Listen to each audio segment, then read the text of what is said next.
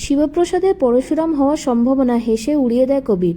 বলে যে সাধারণ একটা বিমা কোম্পানির এজেন্ট, দিন আনি দিন খাই যার টিপিক্যাল মধ্যবিত্ত, সে আবার নাকি পরশুরাম।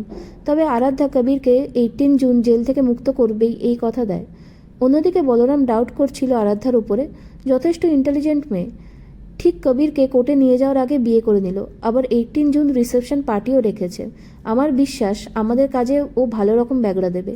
এরপরে দীপালি কর্ণকে কল করে আর বলে, আপনি চেয়েছিলেন না আমার জামাইয়ের ক্ষতি করতে, পারলেন না তো, জীবনেও পারবেন না, আমার আশীর্বাদ রয়েছে তার সঙ্গে, এবার আপনি থামুন।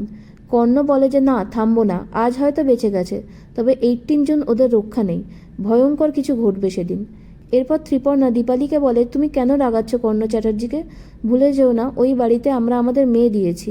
ভূমিকা বলে, সেটা তো আরাধ্যার দোষ, জেনে শুনে একটা ক্রিমিনালকে বিয়ে করেছে। আরুষি দীপালিকে বলে যে টোটিনিকে বোঝাও, এখনও সময় আছে, মা হিসেবে কি তোমার কোনো কর্তব্য নেই? 18 জুন ওদের যদি কোনো ক্ষতি হয়ে যায় তার জন্য তুমি দায়ী থাকবে, তোমাকেও খেসারত দিতে হবে। এদিকে টোটিনি দুশ্চিন্তায় মাঝরাতে ঘুম ছেড়ে উঠে বসে।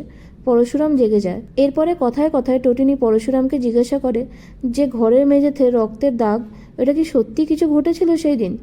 পরশুরাম বলে যে কিছু ঘটলে তো অবশ্যই আমরা জানতে পারতাম, তাই না?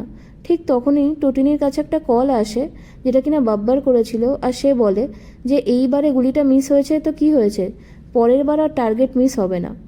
এদিকে আরাধ্যা স্কুলে লহরীর কাছে আসে আর আগামীকাল লাট্টু পিকুকে টিসি দেওয়ার জন্য রিকোয়েস্ট করে। লহরী বলে যে টোটিনি তোমার বোন হয় আর লাট্টু পিকু তোমার বোনপো বোনঝি, তাদের সাথে তুমি এরকম ব্যবহার করছো।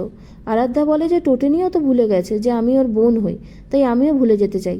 তাছাড়া কবির তো আপনার ছেলে, বলুন তার জন্য কি মা হিসেবে আপনার কোনো কর্তব্য নেই?